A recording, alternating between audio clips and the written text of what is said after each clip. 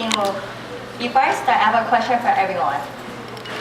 How many of you learned English as a second language? Well, so have I. Usually being born in the United States will follow the stereotype that I know how to speak English right away. However, that was not the case at all. I knew very little English when I started preschool, mainly because my parents and grandparents spoke to me in Cantonese. Attending preschool at the age of 3 with little knowledge of the new language, my struggles in learning English began. I learned the alphabet and a few words like yes, no, hello, goodbye, and my English name. Attending preschool at a young age pushed me to want to learn English faster so I could communicate and play with the other kids in school. I gave up many times, but I managed to learn the new language faster than I thought. The first day of preschool was torture. All I wanted to do was burst into tears and go home. I didn't understand the strange sounds pouring out my teacher's mouth. In a state of confusion, my hatred of preschool began to boil up. I later learned that the weird sounds were called English. Attending preschool pushed me to want to learn English to understand what my peers and teachers were saying. My mother thought that in order for me to learn English faster was to read books. She would sit next to me with a picture book and told me to read out loud for her. Each time I got to a word I didn't know, I would stop and try to read it again.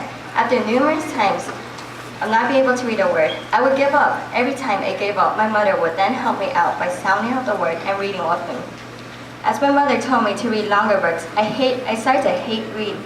I didn't want to read any more books because I thought that understanding the lessons that the teacher taught me was all I needed to know. One day at school, I came across numerous students reading books themselves. I also wanted to be like one of them, so I sat down with a book. As I opened the book, I started to read.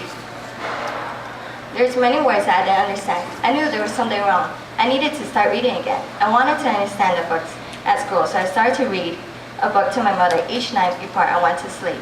My passion for reading began to grow as I wanted to learn more English and be able to read longer books. Towards the end of kindergarten, I began to read short chapter books, while my peers read simple picture books that contained a few words.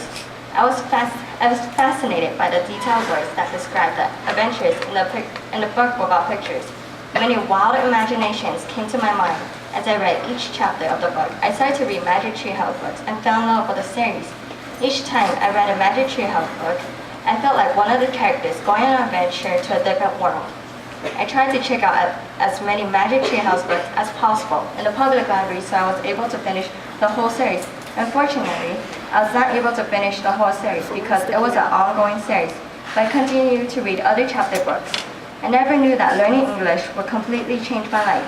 Before I started to learn English, I thought that I only needed to speak Cantonese. Until I started preschool, I didn't realize that I need to learn English to understand what the teachers and other students were saying. I succeeded in many things I thought I couldn't achieve. I managed to learn English through reading in kindergarten, advanced to a higher reading level than my peers. Learning to read at a young age has changed my point of view towards literacy today. Thank you. I hope you enjoyed it.